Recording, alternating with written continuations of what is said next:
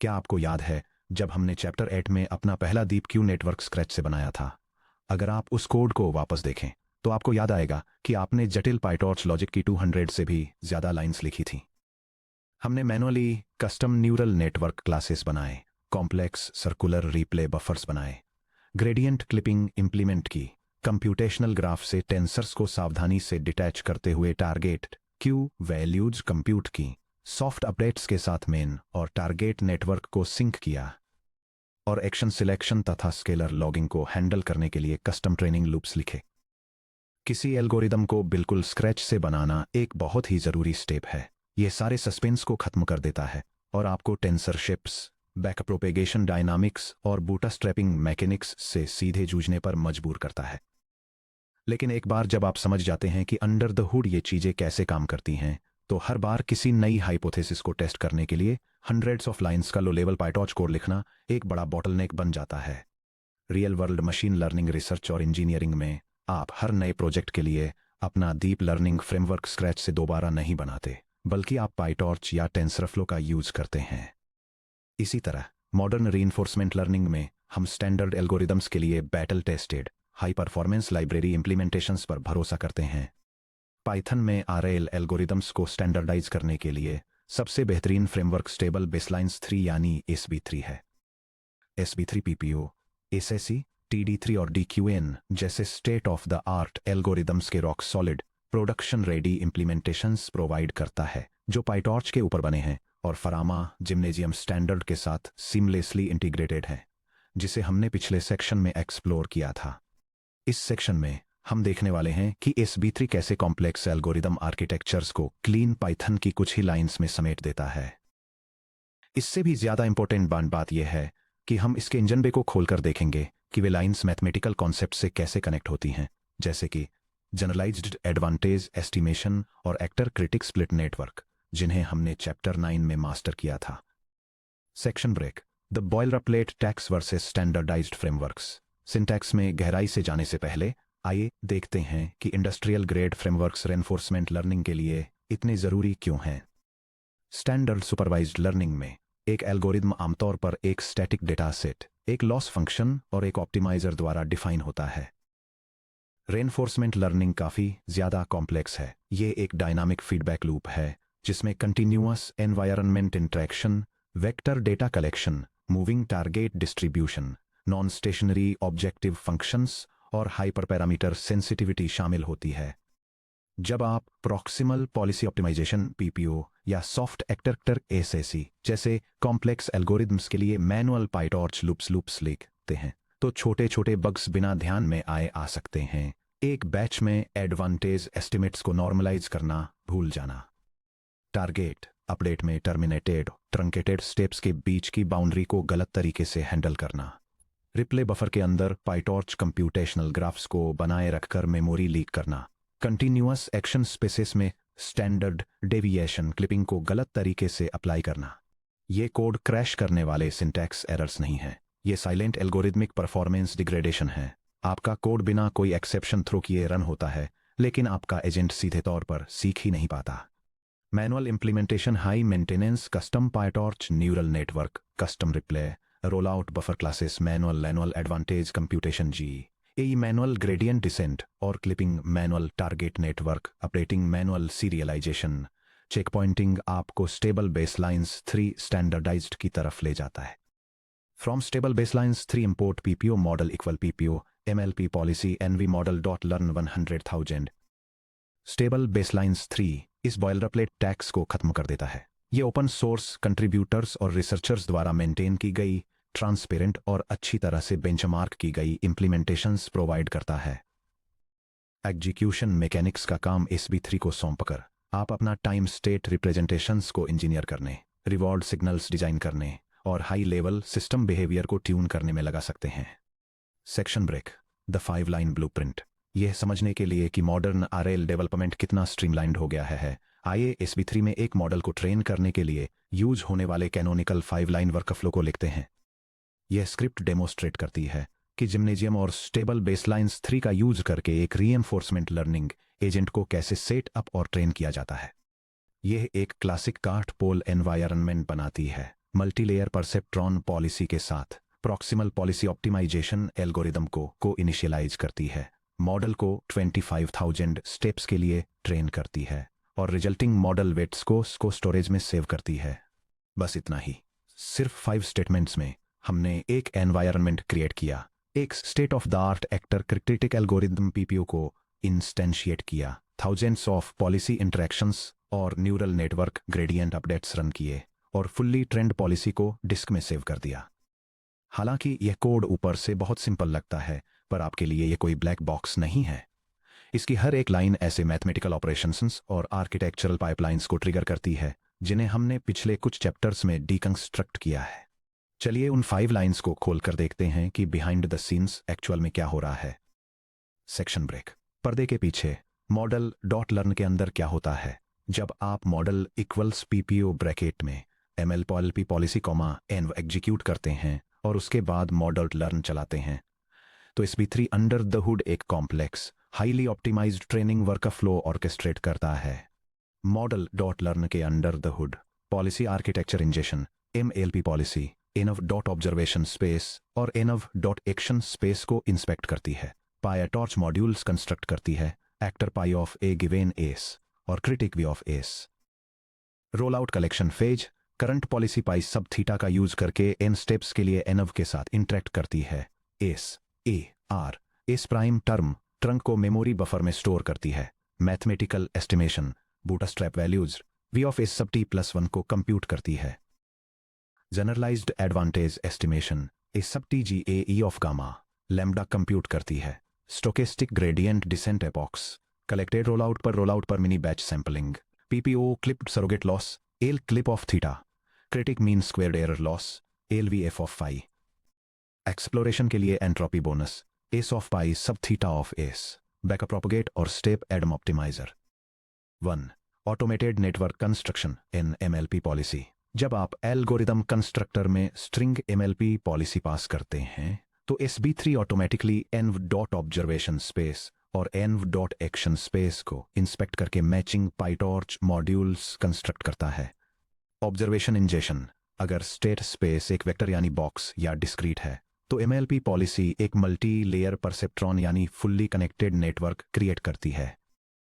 अगर स्पेस एक image tensor है जो RGB पिक्सल्स को रिप्रेजेंट करने वाला बॉक्स है तो CNN पॉलिसी पास करने पर यह ऑटोमेटिकली एक convolutional neural network feature extractor build कर देता है। Dual head output architecture.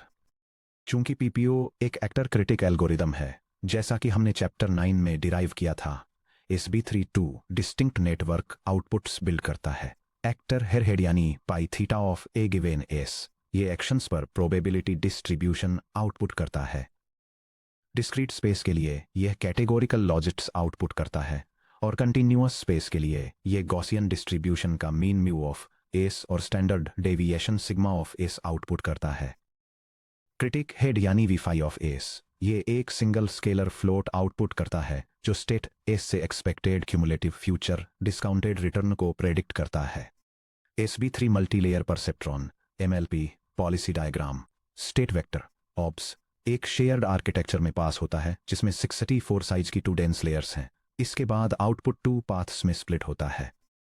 First लॉगिट्स या गॉसियन आउटपुट के साथ एक्टर हेड जो पॉलिसी एक्शन सैंपलिंग की तरफ जाता है। सेकंड V ऑफ एस के वैल्यू एस्टिमेट के साथ क्रिटिक हेड जो एडवांटेज के लिए बेसलाइन का काम करता है। 2 रोल आउट बफर मैनेजमेंट एक बार जब model dot learn total time steps शुरू हो जाता है तो SB3 एक इंटरेक्शन लूप में एंटर करता है। PPO जैसे ऑन पॉलिसी एल्गोरिदम के लिए SB3 एक रोल आउट बफर एलोकेट करता है। ये एनवायरनमेंट में करंट पॉलिसी को एक सेट ट्रेजेक्टरी लेंथ के लिए एग्जीक्यूट करता है जो SB3 में बाय डिफॉल्ट 2048 स्टेप्स होती है। इस रोल आउट के दौरान किसी दिए गए एस के एक्टर नेटवर्क पाई थीटा से एक्शन स्टोकेस्टिकली सैंपल किए जाते हैं। हर transition tuple S sub T R सब T S sub T+1 terminated sub T truncated सब T high speed PyTorch tensors में कैश हो जाता है। SAC या DQN जैसे ऑफ पॉलिसी एल्गोरिदम्स के लिए SB3 इसकी जगह एक continuous ring buffer replay buffer instantiate करता है जो hundreds of thousands of environment steps तक पास्ट ट्रांजिशंस को बनाए रखता है और यूनिफॉर्म या प्रायोरिटाइज्ड सैंपलिंग फंक्शनैलिटी को मेंटेन करता है। ऑटोमेटेड एडवांटेज कंप्यूटेशन जीए। एक बार रोल आउट बफर भर जाने पर SB3 जनरलाइज्ड एडवांटेज एस्टिमेशन जीए का यूज करके पूरी ट्रेजेक्टरी में बेसलाइन वैल्यूज और एडवांटेज टारगेट्स को ऑटोमेटिकली कंप्यूट करता है, जिसे हमने सेक्शन 9.4 में पढ़ा था। A hat sub t superscript g a of gamma lambda equals sum from L equal to 0 to infinity of open parenthesis gamma times lambda close parenthesis to the power of L times delta sub t plus L superscript v, जहां temporal difference residual delta t की calculation critic के value predictions का use करके की जाती है। Delta sub t superscript v equals r c plus gamma times V sub phi of S sub t टीस 1 times open parenthesis 1 minus terminated sub t close parenthesis minus V sub phi of S sub t. SB3 सभी boundary conditions को transparently handle करता है, जैसे कि terminated states के लिए correct zero masking working versus truncated states के लिए value bootstrapping. Policy optimization and clipping. Advantage compute हो जाने के बाद SB3 स्टोर्ड ट्रैजेक्टरी मेमोरी को मिनी बैचेस में स्प्लिट करता है और पाइटॉर्च के एडम्स ऑप्टिमाइजर का यूज करके multiple optimization passes epochs run करता है। यह complete multi term PPO objective function को कैलकुलेट करता है। L superscript PPO of theta phi equals E hat sub t of open bracket L superscript clip of theta minus c sub 1 times L superscript VF of phi plus c sub 2 times S of pi sub theta of S sub t close bracket, जहां L clip of theta clipped surrogate objective है जो destructively बड़े policy updates को रोकता है। L VF of phi to 1/2 times V phi of S sub t minus V target squared critic को update करता है ताकि वह स्टेट वैल्यूज को बेहतर तरीके से प्रेडिक्ट कर सके। S of pi theta of S sub T एक एंट्रोपी बोनस है जो ट्रेनिंग के शुरुआती फेज में बहुत ज़्यादा डिटर्मिनिस्टिक पॉलिसीज को पेनलाइज करके एजेंट को एक्सप्लोरेशन बनाए रखने के लिए एनकरेज करता है। SB3 automatic differentiation loss dot backward के थ्रू सभी पार्शियल डेरिवेटिव्स कंप्यूट करता है, एक्सप्लोडिंग अपडेट्स को रोकने के लिए ग्रेडियंट्स को क्लिप करता है और इंटरनल नेटवर्क ऑप्टिमाइजर्स को स्टेप करता है। Hands on end to end training, saving और इवैल्यूएशन। अब जब आप जानते हैं कि अंडर द हुड क्या हो रहा है, तो चलिए एक complete production ready Python script बनाते हैं। हम सॉफ्ट एक्टर क्रिटिक यानी SAC का यूज करके lunar lander continuous V3 environment पर एक कंटिन्यूअस कंट्रोल एजेंट को ट्रेन करेंगे, जो एक of policy actor critic algorithm है जो एक्सपेक्टेड रिटर्न और पॉलिसी एंट्रोपी दोनों को मैक्सिमाइज करता है। इसके बाद हम पॉलिसी को सेव करेंगे, इसे डिस्क से रीलोड करेंगे और एक deterministic deployment evaluation loop run करेंगे। यह स्क्रिप्ट दिखाती है कि स्टेबल बेसलाइंस 3 लाइब्रेरी का यूज करके जिम्नेशियम के कंटिन्यूअस लूनर लैंडर एनवायरनमेंट पर सॉफ्ट एक्टर क्रिटिक एल्गोरिदम के जरिए एक रिइंफोर्समेंट लर्निंग एजेंट को कैसे ट्रेन और इवैल्यूएट किया जाता है।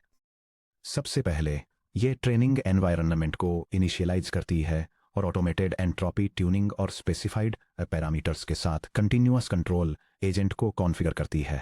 इसके बाद यह मॉडल को 40,000 टाइम स्टेप्स के लिए ट्रेन करती है, प्रोग्रेस दिखाती है और ट्रेंड वेट्स को डिस्क पर सेव करती है। लास्ट में यह सेव्ड मॉडल को रीलोड करती है ताकि 10 टेस्ट एपिसोड्स पर इसकी परफॉर्मेंस को डिटर्मिनिस्टिकली इवैल्यूएट किया जा सके, जिसके बाद step by step action predictions को ऑब्जर्व करने और टोटल क्यूमुलेटिव रिवॉर्ड को कंप्यूट करने के लिए एक मैनुअल रोल आउट लूप चलाया जाता है। इंप्लीमेंटेशन में की टैक्टिकल डिटेल्स। चलिए इस स्क्रिप्ट की 3 क्रिटिकल डिटेल्स पर नजर डालते हैं जो बेसिक ट्यूटोरियल्स को प्रोडक्शन कोड से अलग बनाती हैं। इन्फ्रेंस के दौरान डिटर्मिनिस्टिक इक्वल्स ट्रू। ध्यान दें कि डिप्लॉयमेंट इवैल्यूएशन के दौरान हम model dot predict OBS deterministic equals true को कैसे कॉल करते हैं। ट्रेनिंग के दौरान stochastic policies higher reward states को डिस्कवर करने के लिए जानबूझकर एक्शंस में एक्सप्लोरेशन नॉइस ऐड करती हैं, जो दिए गए एस के प्रोबेबिलिटी डिस्ट्रीब्यूशन पाई से सैंपल करती हैं। हालांकि जब किसी एजेंट को फिजिकल हार्डवेयर पर डिप्लॉय करते हैं या इसकी फाइनल परफॉर्मेंस टेस्ट करते हैं, तो आप आमतौर पर चाहते हैं कि एजेंट अपना सिंगल बेस्ड डिसीजन एग्जीक्यूट करे। डिटर्मिनिस्टिक इक्वल्स ट्रू सेट करने से डिस्ट्रीब्यूशन सैंपलिंग बाईपास हो जाती है और यह सीधे पॉलिसी नेटवर्क का मोड यानी एस का डिस्ट्रीब्यूशन मीन म्यू रिटर्न करता है। Built evaluation utilities evaluate underscore policy. Performance statistics calculate करने के लिए कस्टम लूप्स लिखने के बजाय SB3 stables underscore baselines 3 dot common dot evaluation dot evaluate_policy provide करता है। ये utility automatically N evaluation episodes run करती है, स्टेट रीसेट्स को मैनेज करती है, स्टेप एक्यूमुलेशन को हैंडल करती है और स्टैंडर्ड डेविएशंस के साथ मीन क्यूमुलेटिव रिटर्न्स रिपोर्ट करती है। 3. Self content model checkpoints. जब आप मॉडल डॉट सेव सेक लूनर लैंडर कॉल करते हैं तो SB3 एजेंट को रिस्टोर करने के लिए जरूरी हर चीज को एक सिंगल कंप्रेस्ड डॉट आर्काइव में पैकेज कर देता है। एक्टर और क्रिटिक नेटवर्क के लिए PyTorch state dictionaries .pth, algorithm state parameters, optimizer learning rates, discount factors gamma, target network coefficients tau, environment structure metadata, observation और एक्शन स्पेस डेफिनेशंस। इससे किसी ट्रेंड मॉडल को किसी दूसरे सर्वर या रोबोट प्लेटफॉर्म पर डिप्लॉय करना उतना ही आसान हो जाता है जितना कि एक सिंगल जिप फाइल को कॉपी करना। सेक्शन ब्रेक, सही टूल चुनना, algorithm selection guide. Stable baselines 3 algorithm का एक पूरा सूट प्रोवाइड करता है। स्टूडेंट्स के लिए एक आम सवाल होता है, मुझे अपनी प्रॉब्लम के लिए कौन सा एल्गोरिदम चुनना चाहिए? इसका जवाब 2 प्राइमरी फैक्टर्स पर डिपेंड करता है: action space structure, discrete versus continuous, और सैंपल एफिशिएंसी कंस्ट्रेंट्स। आपके सिमुलेशन या हार्डवेयर से डेटा कलेक्ट करना कितना एक्सपेंसिव है। यह टेबल 4 की रीइंफोर्समेंट लर्निंग एल्गोरिदम्स को उनके टाइप, एक्शन स्पेस, स्ट्रेंथ्स और टिपिकल एप्लीकेशंस के बेसिस पर कंपेयर करती है। प्रॉक्सिमल पॉलिसी ऑप्टिमाइजेशन या PPO एक on policy actor critic algorithm है जो डिस्क्रीट और कंटिन्यूअस दोनों तरह के एक्शन स्पेसेस को सपोर्ट करता है। ये एक्सेप्शनली स्टेबल है, ट्यून करने में आसान है और नॉइज के प्रति रोबस्ट है, जिससे ये जनरल रोबोटिक्स, गेम प्लेइंग और कॉम्प्लेक्स लोकोमोशन के लिए बहुत सही है। सॉफ्ट एक्टर क्रिटिक या SAC एक of policy actor critic algorithm है जिसे एक्सक्लूसिवली कंटिन्यूअस एक्शन स्पेसेस के लिए डिजाइन किया गया है। यह एंट्रोपी मैक्सिमाइजेशन के थ्रू हाई सैंपल एफिशिएंसी और एक्सीलेंट एक्सप्लोरेशन ऑफर करता है, जिसकी typical applications physical robotic arms और कंटिन्यूअस मोटर कंट्रोल में हैं। ट्विन डिलेड DDPG या TD3 भी एक of policy actor critic model के रूप में कंटिन्यूअस एक्शन स्पेसेस पर काम करता है, जो लो डायमेंशनल फिजिक्स कंट्रोल और ऑटोमेटेड ड्राइविंग के लिए फास्ट कन्वर्जेंस प्रोवाइड करता है और क्यू वैल्यू ओवर एस्टिमेशन को कम करता है।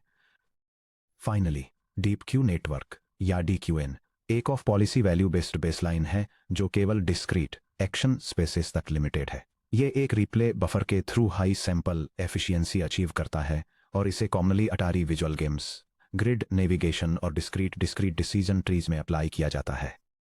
Rule of thumb decision tree, क्या आपका एक्शन स्पेस कंटिन्यूअस है जैसे टॉर्क्स, वेलोसिटीज? अगर सिमुलेशन स्टेप कलेक्शन चीप है, PPO से स्टार्ट करें। यह रोबस्ट है और हाइपर पैरामीटर चॉइसेज को आसानी से संभाल लेता है। अगर सिमुलेशन स्टेप कलेक्शन स्लो या एक्सपेंसिव है या रियल रोबोट हार्डवेयर है, सेक यूज करें। इसका of policy replay buffer past experience को रीयूज करता है, जिससे काफी कम स्टेप्स में हाई परफॉर्मेंस मिलती है। क्या आपका एक्शन स्पेस डिस्क्रीट है जैसे लेफ्ट, राइट, अप या डाउन? PPO या DQN से स्टार्ट करें। PPO डिस्क्रीट स्पेस को क्लीनली हैंडल करता है, जबकि अगर डेटा कलेक्शन एक बॉटलनेक है तो DQN higher sample efficiency provide करता है।